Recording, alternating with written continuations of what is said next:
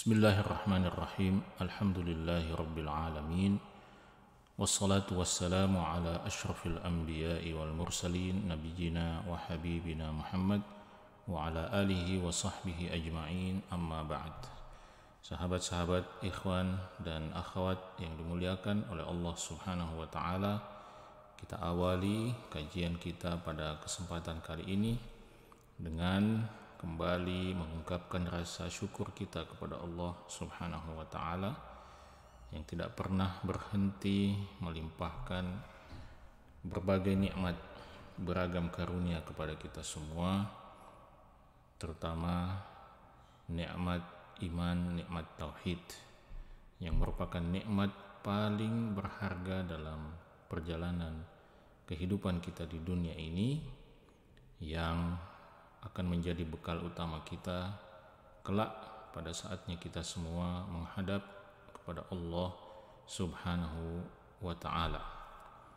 Sahabat-sahabat, ikhwan dan akhwat yang dimuliakan oleh Allah Subhanahu wa ta'ala, kita insyaallah kembali melanjutkan kajian kita, di mana kita akan mengulas dan bersama-sama mempelajari 10 kaidah dalam tazkiyatun nafs, 10 kaidah yang harus kita perhatikan dalam usaha-usaha kita, dalam upaya-upaya kita untuk mensucikan diri, untuk membersihkan hati kita yang notabene adalah merupakan aset kekayaan paling penting yang Allah berikan kepada kita di dunia ini.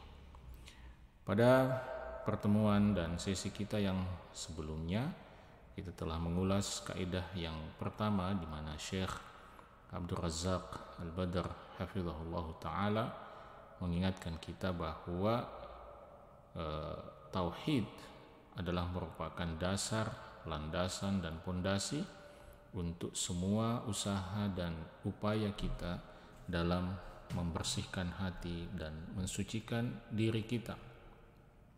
Beliau mengatakan pada penghujung kaidah pertama bahwa la zakata lin nafsi illa bi takhlisiha minasyirki bi jami'i anwa'ih, bahwa jiwa kita ini tidak akan mungkin mendapatkan kesuciannya, jiwa kita tidak mungkin menjadi jiwa yang bersih, hati yang bersih, hati yang suci, kecuali ketika kita berhasil membersihkan dan memurnikannya dari segala macam bentuk kesyirikan, dari segala macam bentuk ketergantungan, penyerahan diri kepada selain Allah Subhanahu wa ta'ala, baik itu yang bersifat lahiriah, bersifat fisik, maupun yang bersifat ruhaniyah, yang bersifat qalbiyah. Karena boleh jadi seseorang secara lahiriah tampaknya tidak melakukan penyekutuan kepada Allah, tidak menyekutukan Allah Subhanahu wa ta'ala secara lahiriah, tetapi di dalam qalbunya, di dalam hatinya, di dalam jiwanya, dia masih bergantung kepada selain Allah Subhanahu wa ta'ala.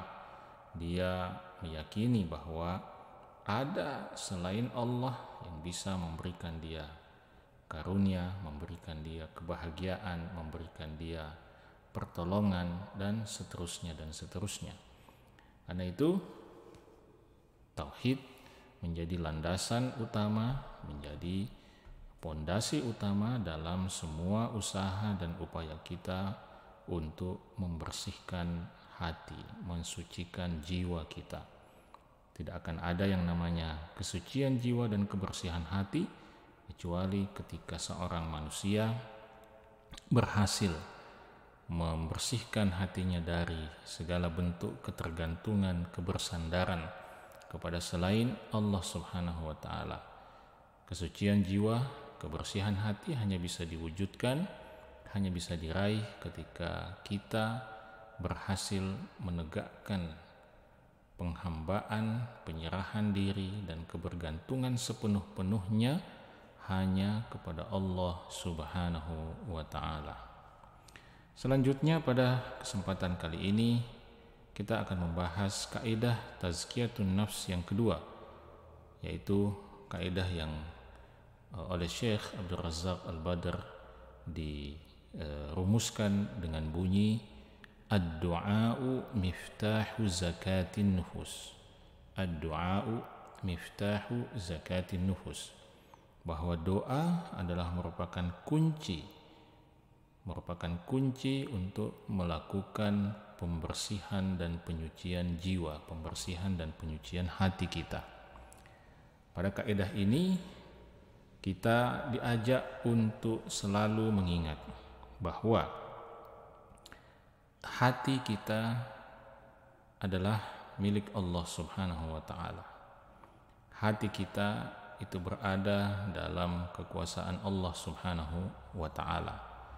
Hati kita sebagaimana disebutkan dalam satu hadis yang sahih bahwa hati-hati manusia, hati-hati seluruh hamba itu berada di antara jari jemari Allah Subhanahu wa taala.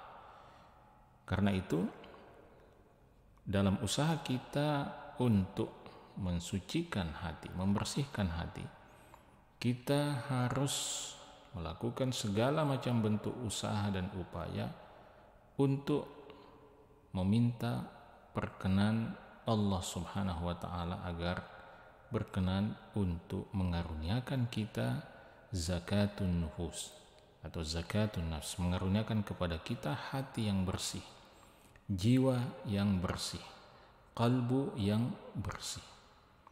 Karena sekeras apapun usaha kita melakukan tazkiyatun nafs, maka kita tidak akan bisa mendapatkannya kecuali ketika Allah Subhanahu wa taala memperkenankan kita untuk mendapatkannya. Sebagaimana juga dengan karunia-karunia Allah Subhanahu wa taala yang lainnya, sebagaimana juga dengan pemberian Allah Subhanahu wa taala yang lainnya.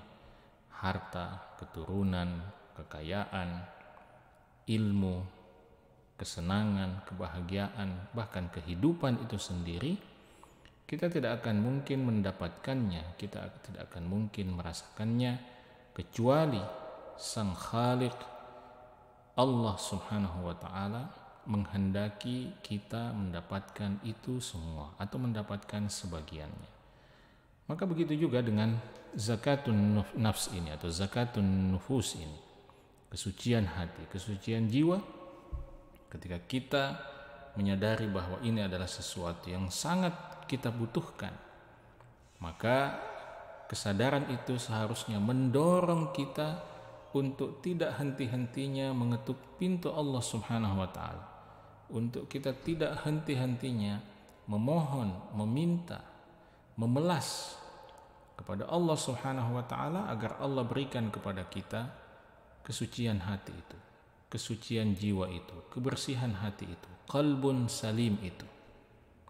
Karena itu sebagai hamba yang dhaif, sebagai hamba yang lemah, sebagai makhluk yang lemah, Allah Subhanahu wa taala telah menunjukkan kita salah satu jalan utama untuk meminta kepada Allah Subhanahu wa taala, untuk mendapatkan apa yang kita inginkan dari Allah Subhanahu wa taala melalui pintu yang bernama pintu doa.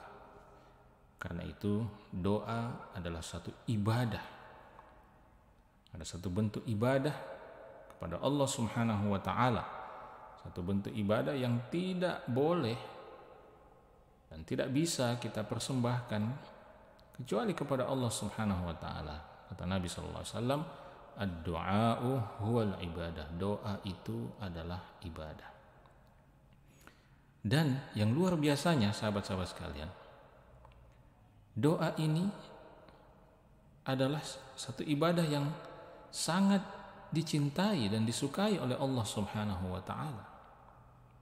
Kata Nabi sallallahu alaihi wasallam dalam hadis yang diriwayatkan oleh Al-Imam At-Tirmidzi dan Al-Imam Ibnu Majah rahimahumullah, Nabi sallallahu alaihi wasallam mengatakan, laisa syai'un akrama 'ala Allah ta'ala minad du'a. Laisa syai'un akrama 'ala Allah minad du'a. Bahwa tidak ada sesuatu yang yang begitu dicintai, begitu disukai, ya, begitu dimuliakan oleh Allah Subhanahu wa taala, minad doa, yang melebihi doa para hamba kepadanya. Karena itu Allah Subhanahu wa taala sangat senang dan sangat mencintai kita ketika kita di setiap waktu, di setiap saat selalu meminta kepadanya, selalu memohon kepadanya. Meminta apapun, memohon apapun, kita minta kepada Allah Subhanahu wa taala. Sebelum kita melakukan ikhtiar duniawi kita, maka mintalah kepada Allah Subhanahu wa taala terlebih dahulu. Ketika saya biasa mencontohkan, ketika misalnya ban motor kita meletus di tengah jalan, maka yang harus terlintas dalam pikiran kita sebelum siapapun dan apapun adalah Allah Subhanahu wa taala. Sebelum kita terlintas pada bengkel motor, sebelum kita terlintas pada tukang tambal ban, maka yang harus terlintas pertama kali adalah Allah Subhanahu wa taala, Sang Maha Kuasa, Sang Maha Besar. Dan kita minta kepadanya, ya Allah, tolonglah hamba untuk menyelesaikan urusan ban yang bocor ini, ya Allah. Ketika Allah Subhanahu wa taala, ketika kita misalnya mengalami satu musibah, ketika anak kita mengalami sakit, mengalami demam, maka sebelum siapapun dan apapun yang terlintas dalam pikiran kita, seharusnya yang pertama kali terlintas adalah Allah Subhanahu wa ta'ala, Sang Rabbul Alamin, Sang penguasa alam semesta ini, Sang pengatur seluruh kejadian di alam semesta ini, termasuk demamnya anak kita, termasuk sakitnya anak kita. Maka sebelum terlintas pada kita dokter anak yang terbaik, sebelum terlintas pada pikiran kita klinik atau rumah sakit terbaik, sebelum terlintas dalam pikiran kita obat terbaik, maka yang harus kita ingat pertama kali adalah Allah Subhanahu wa ta'ala. Dan kita langsung memohon kepada Allah, kita mohonkan kesembuhan untuk anak kita. Kita doakan anak kita, syafakallah, syafakallah. Kita doakan dia dengan doa-doa yang ma'thur, yang diriwayatkan dari Nabi SAW. Allahumma rabban nas adhibil ba's ishfi antas syafi. Kita minta kepada Allah, ya Allah, berikanlah kesembuhan, karena sesungguhnya Engkaulah satu-satunya Sang Maha Penyembuh itu, ya Allah. Maka sahabat-sahabat sekalian, doa ini adalah kunci pertama. Doa ini adalah pintu pertama untuk segala urusan kita di dunia ini. Ketika kita menginginkan satu kebaikan, ketika kita menginginkan satu kemaslahatan, satu kemanfaatan, maka doa adalah pintunya, pintu awalnya. Ketika kita ingin dijaga, diselamatkan, dihindarkan dari satu keburukan, satu bahaya, satu mafsadat, maka doa juga yang menjadi pintu utamanya. Doa juga yang menjadi kunci utamanya. Karena itu kita kembali pada hadis yang tadi, dan hadis ini dinukil sebagai pembuka oleh Syekh Abdul Razak Al-Badr dalam pembahasan kaidah ini, yaitu hadis di mana Nabi SAW mengatakan, laisa syai'un akrama 'alallahi ta'ala minad du'a. Bahwa tidak ada sesuatu yang paling disukai oleh Allah Subhanahu wa ta'ala dari para hambanya, minad du'a, daripada doa para hamba itu kepada Allah Subhanahu wa ta'ala. Karena itu beliau mengatakan, fad-du'a'u min afdalil ibadati 'inda Allah azza wa jalla. Doa itu adalah ibadah, adalah salah satu bentuk ibadah yang paling utama nilainya di sisi Allah Subhanahu wa taala. Kenapa sahabat-sahabat dan ikhwan dan akhwat sekalian? Karena doa itu, di dalam doa itu setidak-tidaknya ada dua unsur penting. Ketika seorang hamba berdoa kepada Allah Subhanahu wa taala, maka doa itu akan mengeluarkan dua unsur penting dari seorang hamba. Dan dua unsur ini menjadi unsur-unsur yang utama di dalam tauhid seorang hamba kepada Allah Subhanahu wa taala. Karena itu ini akan sangat berkaitan dengan kaidah pertama yang telah kita bahas pada kesempatan yang lalu. Nah, apa dua unsur ini? Unsur yang pertama yang terkandung di dalam doa itu adalah bahwa di dalam doa itu ada unsur izharun lil ajzi wal iftiqar. Ketika seorang hamba berdoa kepada Allah Subhanahu wa taala, maka doa itu akan menampilkan, akan menunjukkan kelemahan, kefakiran, kehinaan, dan kebutuhan seorang hamba kepada Allah Subhanahu wa taala. Jadi ketika kita berdoa kepada Allah Subhanahu wa taala, maka doa kita kepada Allah Subhanahu wa taala itu sekaligus menjadi pernyataan kita kepada Allah bahwa ya Allah, aku lemah, aku fakir, aku miskin, aku hina, aku rendah di hadapanmu, aku butuh kepadamu ya Allah. Dan ini adalah maqam, ini adalah posisi, ini adalah kedudukan yang sangat dicintai oleh Allah Subhanahu wa taala. Posisi dan maqam di mana seorang hamba menyatakan kepada Allah, menunjukkan kepada Allah kehambaannya, kelemahannya di hadapan Allah Subhanahu wa taala. Di mana seorang hamba menunjukkan eksistensinya yang sejati sebagai hamba yang lemah, sebagai makhluk yang lemah di hadapan siapa? Di hadapan Sang Maha Kuat, di hadapan Sang Maha Besar, di hadapan Maha Penciptanya, yaitu Allah Subhanahu wa taala. Dan itulah, sekali lagi, itulah maqam yang sangat dicintai oleh Allah, yang paling dicintai oleh Allah Subhanahu wa taala. Ketika seorang hamba sadar diri, ketika seorang hamba sadar diri bahwa dia adalah makhluk yang lemah, makhluk yang tidak berdaya, makhluk yang fakir, makhluk yang menyatakan la haula wala quwata illa billah, tidak ada daya dan upaya bagi kami kecuali dengan pertolongan Allah Subhanahu wa taala. Dan sahabat-sahabat sekalian yang dimuliakan oleh Allah, ingatlah selalu bahwa disinilah puncak kebahagiaan seorang hamba.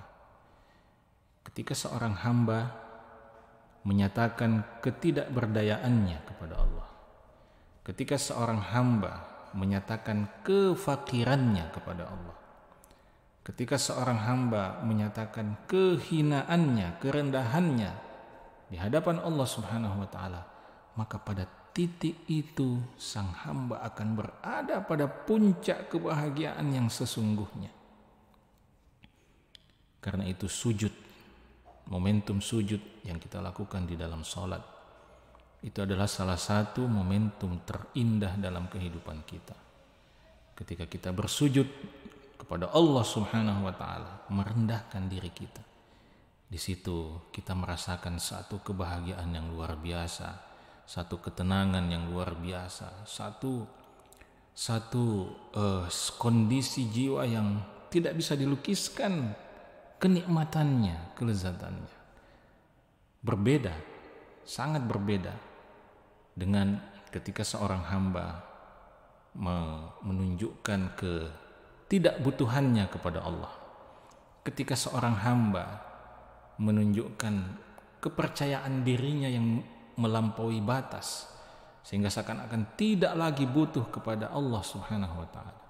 Dia merasa bisa menyelesaikan semua urusannya. Dia merasa bisa menyelesaikan semua problemnya, semua masalah hidupnya. Anda mungkin pernah berada dalam situasi dan kondisi seperti itu, dan Anda bisa rasakan betapa sengsaranya menjadi seorang manusia yang sok bisa, sok mampu untuk menyelesaikan segala-galanya. Seakan-akan kita adalah seorang problem solver yang tiada tandingnya, yang bisa menyelesaikan semua masalah, yang bisa menyelesaikan segala urusan. Bandingkanlah ketika kita kemudian dalam puncak-puncak masalah, bahkan dalam setiap masalah, setiap problem, setiap persoalan yang kita hadapi, sekecil apapun, bandingkanlah bagaimana kebahagiaan hati kita, ketenangan hati kita ketika kita menyerahkannya kepada Allah Subhanahu wa taala, menyandarkannya kepada Allah Subhanahu wa taala. Karena itu, doa yang kita panjatkan kepada Allah Subhanahu wa taala sekali lagi membantu kita untuk memunculkan dan menampilkan kelemahan kita di hadapan Allah Subhanahu wa taala, dan itu akan membuat kita menjadi seorang hamba yang bahagia. Allah ingatkan pada kita di dalam Al-Qur'an, antumul fuqara'u ilallah. Kalian wahai para manusia, bahkan seluruh makhluk, kalian semua adalah al-fuqara, adalah hamba-hamba yang fakir, hamba-hamba yang selalu butuh kepada Allah Subhanahu wa taala. Itu yang pertama. Nah, yang kedua, unsur yang kedua yang akan muncul, yang akan tereksplor dalam doa kita kepada Allah Subhanahu wa taala adalah unsur yang sebenarnya otomatis. Ya, ketika yang pertama tadi muncul, ketika seorang hamba menunjukkan kelemahan, ketidakberdayaan, kefakirannya kepada Allah Subhanahu wa taala melalui doa itu, maka secara otomatis rasa fakir, rasa tidak berdaya itu akan melahirkan unsur yang kedua, yaitu apa? Unsur al-i'tiraf bi quwwatillahi azza wa jalla wa qudratihi wa ghinahu wa kibriyaihi. Pengakuan bahwa Allah Subhanahu wa taala Maha Kuat. Allah sajalah satu-satunya zat yang Maha Kuat. Allah sajalah satu-satunya zat yang maha kuasa untuk melakukan apapun, untuk memenuhi apa yang kita inginkan atau apa yang kita butuhkan, untuk memberikan apa yang kita minta. Allah saja satu-satunya sang maha kaya, Al-Ghani, sang maha kaya. Allah saja satu-satunya sang maha besar yang bisa melipur lara para kekasihnya, para hambanya, para walinya, yang selalu mendahulukan cinta kepada Allah dan Rasulnya di atas cinta kepada siapapun dan apapun. Maka dua unsur ini, sahabat-sahabat ikhwan dan akhwat sekalian yang dimuliakan oleh Allah Subhanahu wa taala, akan tereksplor, akan tereksploitasi dari diri kita, dari jiwa kita, dari hati kita. Ketika kita berdoa kepada Allah, kita akan tunjukkan kepada Allah bahwa aku adalah hamba yang lemah ya Allah, aku adalah hamba yang fakir ya Allah, aku adalah hamba yang tidak berdaya ya Allah, dengan semua gelar-gelar akademikku, dengan semua capaian-capaian duniaku, dengan semua omset-omset usahaku, omset-omset bisnisku. Dengan semua ini aku tetap hambamu yang fakir. Dengan semua ini aku tetap hambamu yang lemah ya Allah. Dan semua capaian-capaian ini adalah karuniamu, adalah pemberianmu yang bisa engkau ambil dariku kapanpun, dimanapun dan bagaimanapun caranya sesuai dengan apa yang engkau kehendaki. Lalu pada saat yang sama, doa itu juga mengandung unsur pengakuan kita atas kemahakuasaan Allah, kemahabesaran Allah, kemahakuasaan Allah Subhanahu wa taala, kemahakayaan Allah Subhanahu wa taala untuk memberikan, untuk menjawab doa-doa kita sesuai dengan yang Allah Subhanahu wa taala kehendaki. Karena itu, ketika kita menginginkan kebaikan apapun, seperti yang tadi saya sampaikan di awal, ketika kita menginginkan satu kebaikan, maka doa adalah merupakan kunci untuk membuka pintu-pintu kebaikan itu. Sebagaimana yang pernah diwasiatkan oleh Syekhul Islam Ibnu Taimiyah rahimahullahu taala kepada seorang yang pernah datang dan bertanya kepada beliau yang bernama Abul Qasim Al-Maghribi. Syekhul Islam Ibnu Taimiyah rahimahullahu taala pernah mewasiatkan kepadanya dan mengatakan, ad-du'a'u miftahu kulli khair. Ad-du'a'u miftahu kulli khair. Doa itu adalah kunci setiap bentuk kebaikan. Sehingga apapun kebaikan yang kita inginkan, yang kita harapkan untuk diri kita atau untuk siapapun, entah itu kebaikan yang sifatnya dunia ataupun akhirat, maka kunci utamanya adalah doa.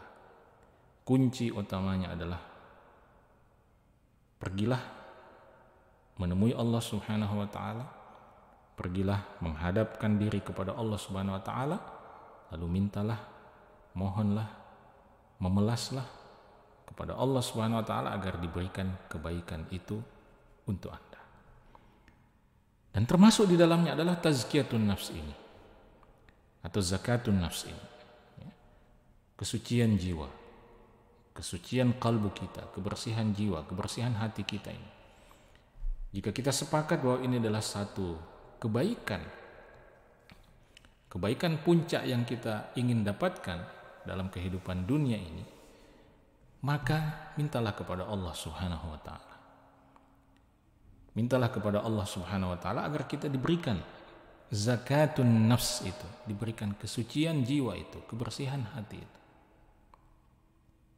Karena seperti yang saya katakan, apapun usaha kita, apapun upaya kita, apapun tips dan trik, apapun panduan yang diberikan kepada kita, maka semua tips, trik, panduan, dan nasihat itu tidak akan ada gunanya, tidak akan ada manfaatnya, kecuali ketika Allah Subhanahu wa ta'ala menghendaki kita mendapatkan kebaikan itu.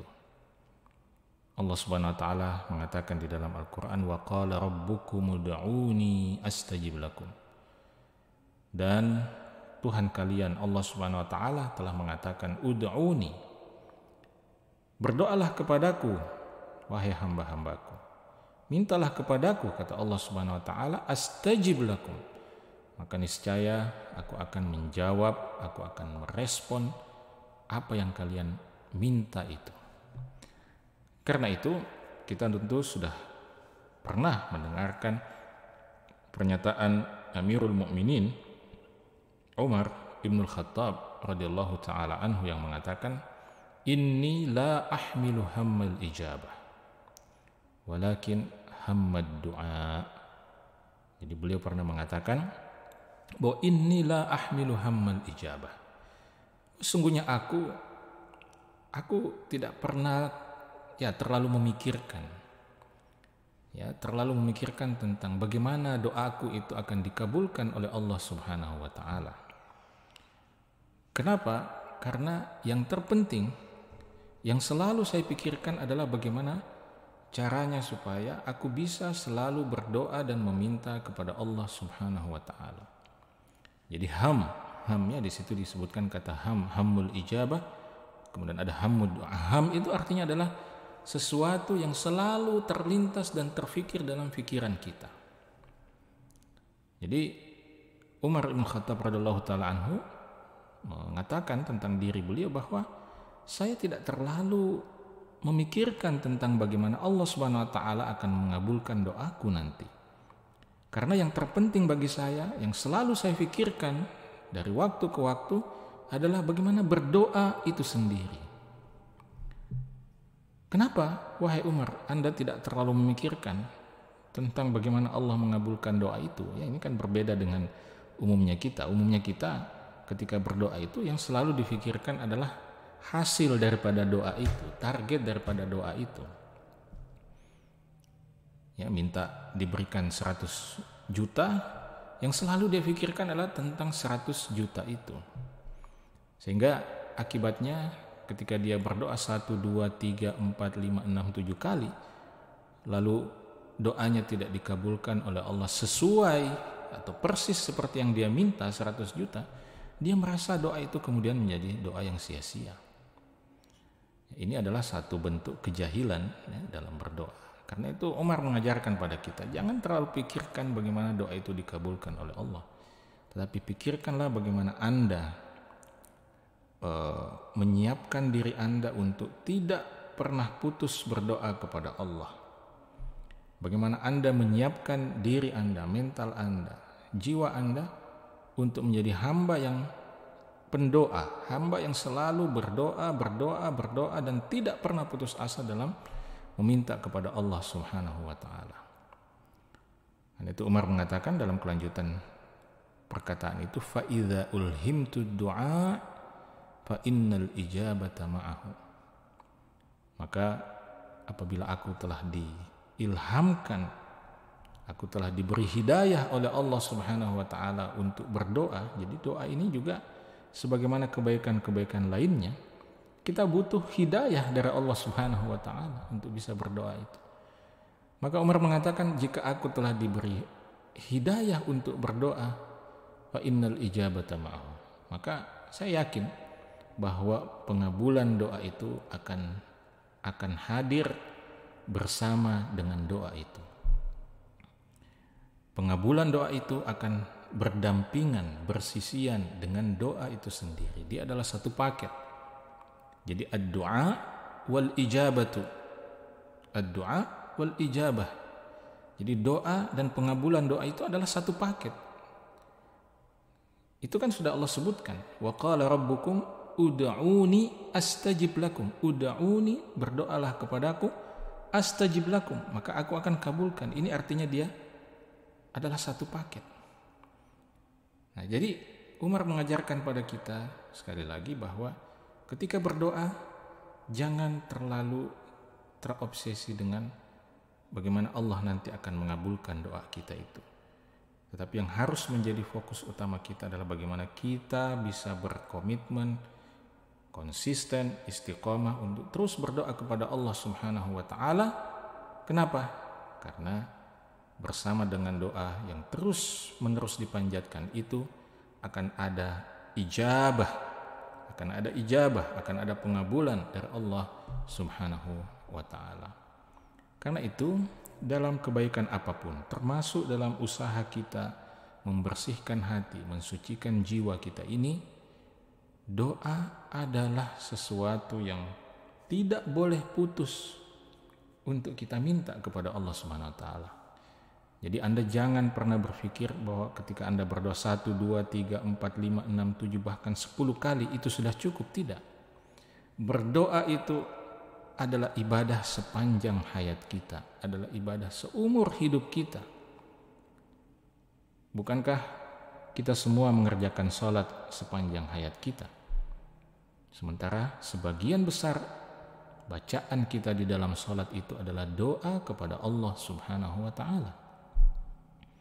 Bukankah kita diajarkan sejak bangun tidur sampai kemudian tidur lagi di malam hari, kita diajarkan doa-doa oleh Nabi kita Muhammad SAW.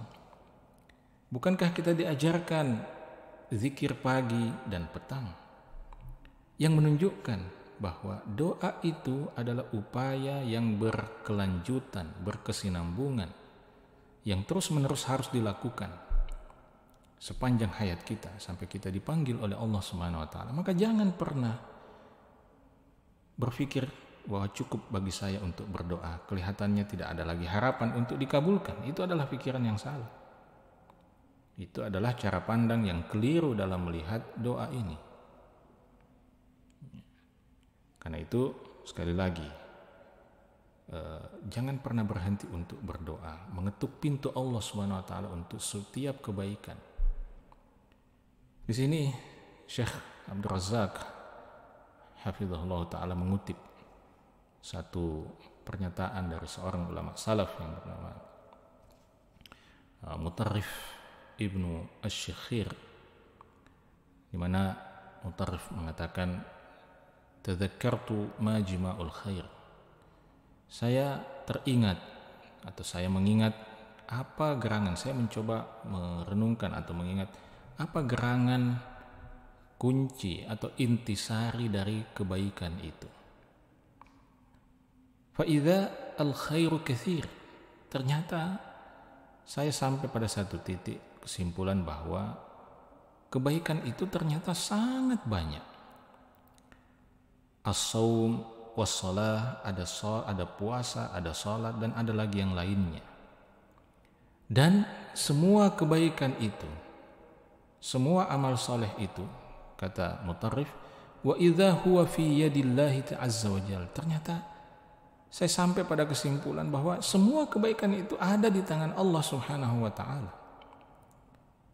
Artinya, dia bukan menjadi sesuatu yang kita genggam, yang kemudian dengan mudah kita lakukan, kita kerjakan. Dia di tangan Allah Subhanahu wa taala. Bukan di tangan kita. Karena itu kata Mutarrif, wa idza anta la taqdiru ala ma fi yadillahi azza wa jalla illa an tas'alahu fayu'tiyak. Dan saya renungkan kembali, ternyata Anda, ya kita semua ini, tidak akan mampu mendapatkan apa yang ada di tangan Allah Subhanahu wa taala itu illa an tas'alahu, kecuali jika engkau memintanya kepada Allah Subhanahu wa taala, fayu'tiyaka, sehingga Allah pun berkenan memberikannya kepadamu. Sehingga di ujung pernyataannya itu Mutarrif bin Syakhir mengatakan, fa idza jima'ul khairi ad-du'a. Ternyata saya simpulkan bahwa simpul utama, intisari utama dari semua kebaikan itu adalah ad-du'a, adalah berdoa dan meminta kepada Allah Subhanahu wa ta'ala. Jadi jangan pernah sombong dengan diri Anda bahwa Anda bisa melakukan kebaikan apapun yang Anda inginkan. Tidak. Semuanya ada di tangan Allah Subhanahu wa ta'ala. Kalau Allah tidak memberikan hidayahnya kepada Anda, Allah tidak memberikan karunia, kesehatan, kesempatan, kemauan kepada kita, maka kita tidak akan sampai pada kebaikan itu. Karena itu dia katakan fa idza jima'ul khairi ad-du'a. Saya simpulkan bahwa kunci dari seluruh kebaikan itu adalah berdoa kepada Allah Subhanahu wa ta'ala. Karena itu terkait dengan tazkiyatun nafs ini, salah satu doa yang diajarkan oleh Nabi kita Muhammad sallallahu alaihi wasallam adalah doa yang masyhur yang mengatakan, Allahumma ati nafsi taqwaha wa zakkiha anta khairu man zakkaha anta waliyuha wa maulaha. Allahumma ya Allah, ati nafsi taqwaha, karuniakanlah kepada diriku ini ketakwaannya. Wa zakkiha, dan sucikanlah, bersihkanlah jiwaku, diriku ini ya Allah, karena anta khairu man zakkaha, engkau sajalah satu-satunya yang terbaik yang bisa mensucikan dan membersihkan hatiku ini. Anta waliyuha wa maulaha, engkaulah walinya, engkaulah penguasanya, engkaulah Tuhannya. Maka di sini Nabi kita Muhammad SAW mencontohkan pada kita bahwa jika ingin mendapatkan kesucian hati, kebersihan hati itu, minta kepada Allah. Wa zakkiha, ya Allah, sucikan hatiku, bersihkan hatiku.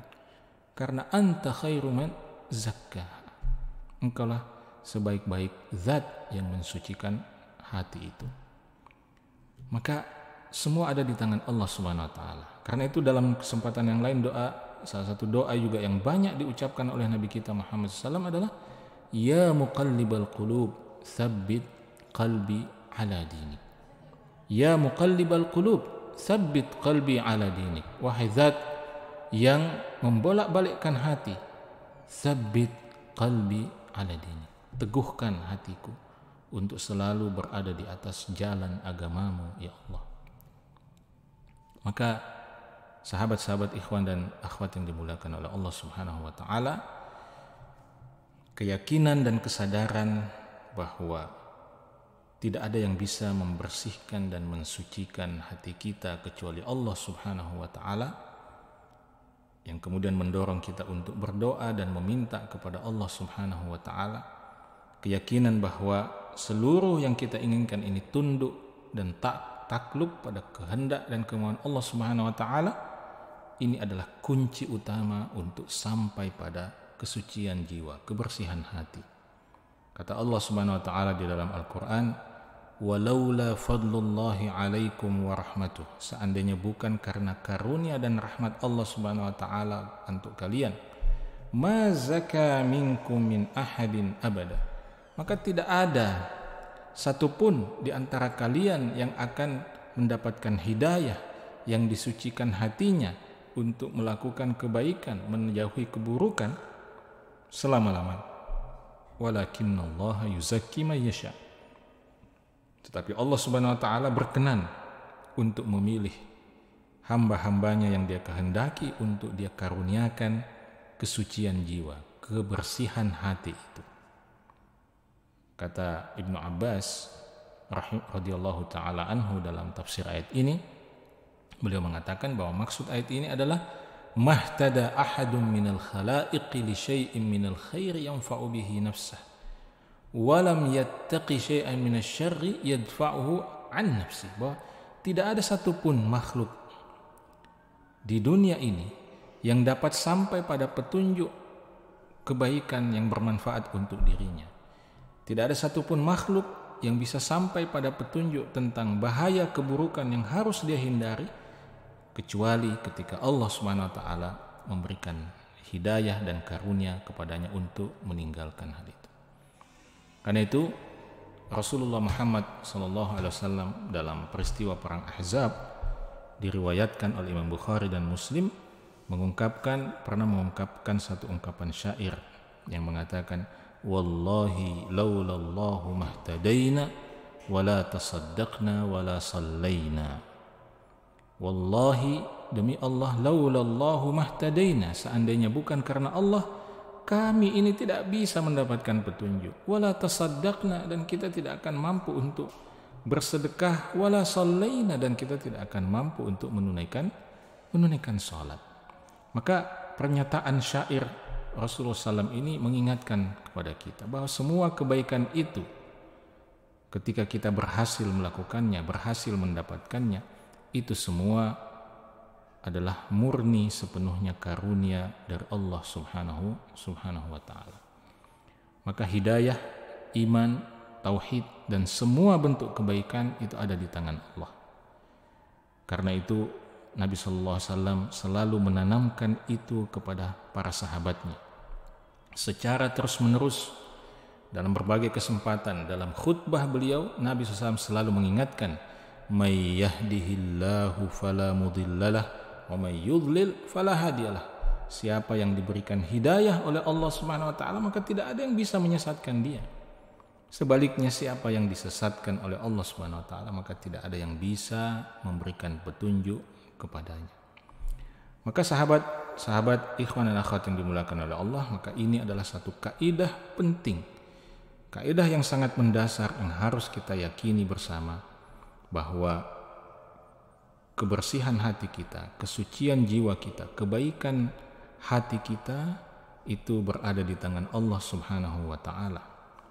Dan ketika kita sadar bahwa itu semua ada di tangan Allah Subhanahu wa taala, maka cara terbaik untuk mendapatkannya adalah kembali kepada Allah, bersimpuh di hadapan Allah, memelas, memohon, merajuk di hadapan Allah Ia berkenan mengaruniakannya kepada kita, sebagaimana Ia berkenan mengaruniakan kebaikan-kebaikan, ketaatan-ketaatan, kesolehan-kesolehan, hingga kita menghadapnya pada akhir hayat kita nanti insya Allah. Demikian sahabat-sahabat sekalian, pembahasan kita dalam kesempatan kali ini. Semoga kita dimudahkan untuk bertemu kembali dalam kesempatan berikutnya. Assalamualaikum warahmatullahi wabarakatuh.